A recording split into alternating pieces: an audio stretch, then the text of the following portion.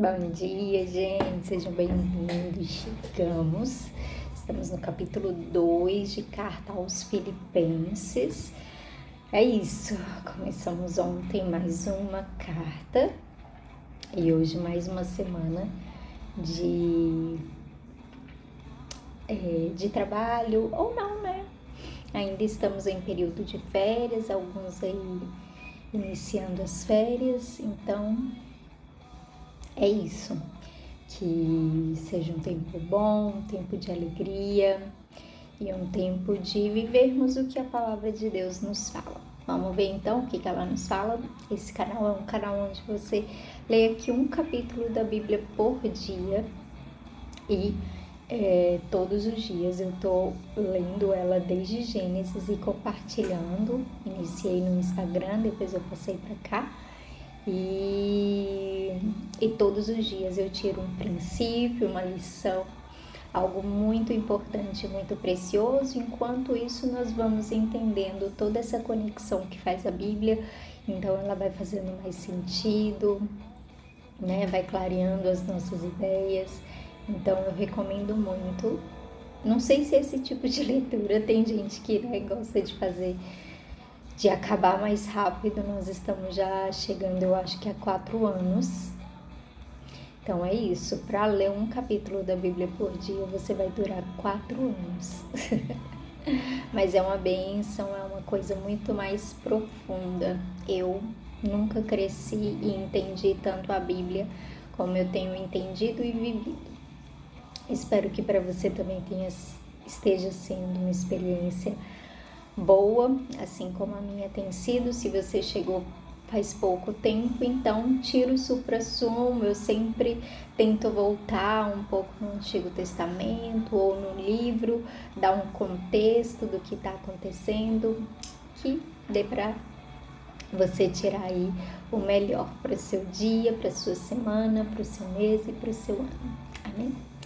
Amém, Jesus, obrigada pelo dia de hoje, obrigada por mais uma oportunidade de vida, de fazer o que nós vamos fazer, alguns para os seus trabalhos, outros para o seu tempo de descanso, de lazer, de férias. Em nome de Jesus, que o Senhor possa abençoar, colocar as tuas mãos, sabe, Deus, entregar os teus projetos na vida de cada um, Deus, nas mãos de cada um, que nós possamos crescer em graça, sabedoria e estatura diante de Deus e diante dos homens, no conhecimento do Senhor. Nos capacita, Deus, e nos ajuda, transforma todo o nosso ser, o nosso coração através dessas orações e dessa leitura, sabe, Pai? Mais do que o meu falar, que seja o teu, que teu Espírito Santo venha com convencimento, orientação e direção. Senta conosco, Espírito Santo de Deus, fica conosco nesse dia e nos capacita, em nome de Jesus. Amém? Qual o motivo pelo qual a gente faz o que faz? Fé na terra, fé na... É necessário manter essa chama acesa. E quando nós estamos com a chama acesa, é muito mais fácil a gente influenciar. E isso vai se espalhando, né? Como num incêndio, como numa pequena faísca, pequeno início de fogo ali, aquilo ali vai tomando uma proporção e é esse o objetivo, de que o Senhor Jesus encontre fé na terra para poder retornar e buscar os seus, e enfim. Então, estava ouvindo aí Meia-Noite do F-Hope Music. Acho que é assim que se fala. Bora, gente. Capítulo 2 de Filipenses vai dizer: por estarem unidos com Cristo, vocês são fortes. O amor dele os anima, e vocês participam do Espírito de Deus, e também são bondosos e misericordiosos uns com os outros. Então, peço que me deem a grande satisfação de viverem em harmonia, tendo o mesmo amor e sendo unidos de alma e mente. Não façam nada por interesse pessoal ou por desejos tolos de receber elogios, mas sejam humildes e considerem os outros superiores a vocês mesmos. que ninguém procure somente seus próprios interesses, mas também os dos outros. Tenham entre vocês o mesmo modo de pensar que Cristo Jesus tinha. Ele tinha a natureza de Deus, mas não tentou ficar igual a Deus. Pelo contrário, ele abriu mão de tudo que era seu e tomou a natureza de servo, tornando-se assim igual aos seres humanos e vivendo a vida comum de um ser humano. Ele foi humilde e obedeceu a Deus até a morte, morte de cruz. Por isso, Deus deu a Jesus a mais alta honra e pôs nele o nome que é mais importante de todos os nomes, para que em homenagem ao nome de Jesus, todas as criaturas no céu, na terra e no mundo dos mortos caiam de joelhos e declarem abertamente que Jesus Cristo é o Senhor, para a glória de Deus o Pai. Portanto, meus queridos amigos, vocês que me obedeceram sempre quando eu estava aí, devem me obedecer muito mais agora que estou ausente. Continuem trabalhando com respeito e temor a Deus para completar a salvação de vocês, pois Deus está sempre agindo em vocês para que obedeçam à vontade dele, tanto no pensamento como nas ações. Façam tudo sem queixas nem discussões, para que vocês não tenham nenhuma falha ou mancha. Sejam filhos de Deus, vivendo sem nenhuma culpa no meio de pessoas más, que não querem saber de Deus. No meio delas, vocês devem brilhar como as estrelas no céu, entregando a elas a mensagem da vida. Se agirem assim, eu terei motivo de sentir orgulho de vocês no dia de Cristo, pois isso mostrará que todo o meu esforço e todo o meu trabalho não foram inúteis.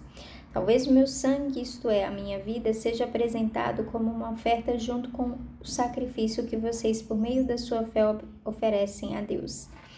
Se isso acontecer, ficarei contente, me alegrarei com todos vocês. Do mesmo modo, vocês também devem ficar contentes e se alegrar comigo. Se for da vontade do Senhor Jesus, espero poder logo lhes enviar Timóteo, para que eu fique animado quando receber notícias de vocês. Pois Timóteo é o único que se preocupa com vocês como eu me preocupo, e é o único de fato que se interessa pelo bem-estar de vocês, pois todos os outros se preocupam com seus próprios interesses e não com os de Jesus. E vocês sabem muito bem como Timóteo provou o seu valor. Ele e eu, como se fôssemos filho e pai, temos trabalhado juntos no serviço do Evangelho. Portanto, espero enviá-lo a vocês logo que eu souber como vão ficar as coisas aqui para mim. E confiado no Senhor, penso que eu mesmo poderei ir logo até aí. Também acho que é preciso enviar a vocês o nosso irmão Epafrodito, meu companheiro de trabalho e de lutas, o qual vocês enviaram para me trazer a ajuda que eu precisava. Ele tem tido muita saudade de todos vocês, tem andado muito preocupado por vocês terem sabido que ele estava doente. De fato, ele esteve doente e quase morreu, mas Deus teve pena dele, não somente dele, mas também de mim. E assim evitou que eu tivesse uma tristeza ainda maior. Por isso, vou mandá-lo de volta a vocês o mais depressa possível, para que vocês sintam a alegria de vê-lo novamente e para que eu não fique preocupado. Portanto, recebam Epafrodito com toda a alegria, como se recebe um irmão no Senhor. Respeitem pessoas como ele, pois ele arriscou a sua vida e quase morreu por causa do trabalho de Cristo.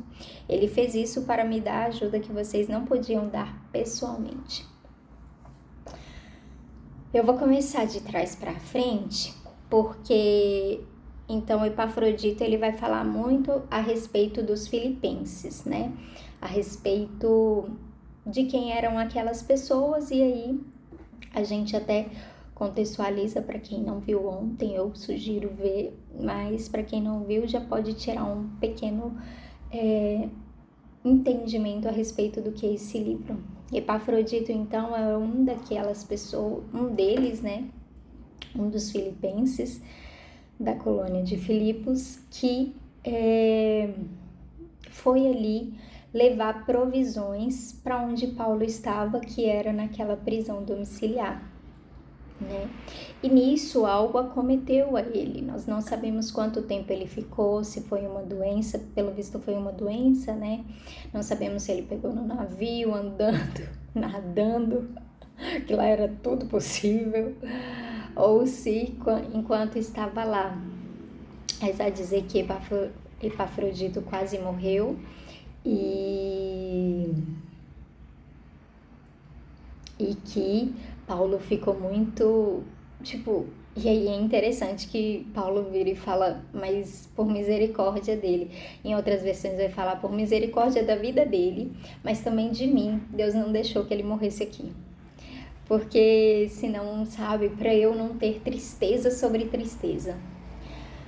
Então, Paulo vai nos mostrar que não estava sendo fácil para ele, ainda que essa carta é uma carta de agradecimento, de gratidão, de satisfação com aquele povo, com aquelas pessoas, sabe? Paulo estava sofrendo a duras penas, né, gente? E aí ele ainda teve que conviver com um amigo que foi lá para ajudá-lo, sabe? Ficando doente. Ficando enfermo. Meu Deus, e ele ficou muito doente, ele quase morreu. Meu Deus do céu, não é possível que além de tudo o Senhor vai fazer eu perder aqui meu irmão. Mas graças a Deus, Epafrodito ficou vivo. E aí ele pôde, né? Ele fala aqui nessa carta que tá com vontade de enviar ele junto com o Timóteo. Então, que Timóteo? Aí agora a gente vai passar para Timóteo. A gente ainda vai chegar na carta ao Timóteo, mas na carta Paulo não vai falar o que ele fala nas outras cartas sobre quem é Timóteo para ele. Ele vai dar, na carta ao Timóteo, ele vai dar conselhos a Timóteo, mas nessas cartas a gente vai ver Paulo falando quem era Timóteo. E Timóteo era aquele que compartilhava do mesmo pensamento, da mesma emoção, do mesmo sentimento que Paulo tinha pelas igrejas, pelas pessoas, o mesmo cuidado, a mesma preocupação, a mesma forma ali. E Paulo amava trabalhar com esse tipo de gente. Paulo teve muitos que ficaram aqui, né, que foram ao lado dele. Eu acho que lá em Atos, em outras cartas a gente também vê sobre algumas pessoas que desertaram, né, que tipo começavam ali a trabalhar ao lado dele e em certo momento ou mostrava de fato quem era ou fazia por interesse pessoal, ou começava a criar contenda, ou quando pensava que não estava abandonando, como a gente vê na carta, na verdade em Atos, né, quando Paulo e Barnabé se quebram ali, rompem ali, né, os seus caminhos juntos, porque Barnabé queria ficar com João Marcos e Paulo não queria, porque Paulo achou ele um irresponsável de abandonar a missão assim no meio da missão, sabe? Então aqui também a gente vai ver então Paulo mostrando com o tipo de gente que a gente precisa chamar para estar ao nosso lado, né? Para estar ali desenvolvendo um trabalho, seja o trabalho que for, o trabalho que o Senhor confiou em suas mãos, né? Pessoa com o mesmo pensamento, com o mesmo sentimento, com o mesmo coração, com a mesma preocupação, né? Às vezes vai ter, sim, né? Vai ter estranheza, vai ter diferença, divergência, né? De pensamentos, mas como é importante a gente sempre procurar e ser diligente e sempre ter ao nosso lado pessoas que compartilham ali do mesmo sentimento. É a mesma coisa que vai falar ali sobre casal, né? Sobre marido e mulher. Para quem está solteiro, para quem está casado, aceite do jeito que está. Bom, e aí, falando sobre isso, né? Entrando então nas primeiras partes, então Paulo vai dizer nessa carta, vai instruir essas pessoas a serem essas, né? Qual o tipo de gente? A gente falou sobre quem chamar para trabalhar, mas como a gente deve trabalhar? O que a gente deve fazer? E aí ele fala, para vocês serem pessoas que não fazem as coisas por interesse próprio. E eu vou ler de novo essa parte, vai falar assim, ó. Então, peço que me deem a grande satisfação de viver em harmonia, tendo o mesmo amor e sendo unidos de alma e mente, ó. Não façam nada por interesse pessoal ou por desejos tolos de receber elogios, mas sejam humildes e considerem uns aos outros superiores a vocês mesmos. Aí fala de novo, que ninguém procure somente seus próprios interesses, mas também os dos outros.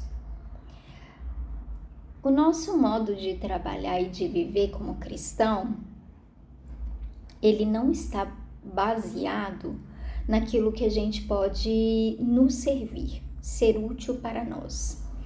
A gente tem que começar a parar e pensar, cara, como eu posso ajudar essa pessoa? Deixa eu falar uma coisa, eu falo aqui sobre tudo, sobre criação, né? Eu não, a Bíblia fala e eu simplesmente transmito. Quando eu iniciei esse negócio de ler a Bíblia, foi porque, cara, a Bíblia tem ensinamentos preciosos para tudo nessa vida. Para quem governa, para quem é filho, para quem é servo, para quem é dono de empresa. Eu sou alguma coisa disso? Eu tenho vontade de ser. Eu tenho vontade também de ser mãe, de ser esposa. E por isso, porque eu não vou ajudar uma mãe a ser. Sabe? A palavra de Deus é isso. É você, tipo, cara, eu não sou. Mas, véi, na boa, eu tava trabalhando com adolescente e crianças. E eu falei, cara, eu vou fazer por essas meninas o que eu faria pelas minhas filhas. Não que eu não vou ter, né? Mas, sabe? Busque.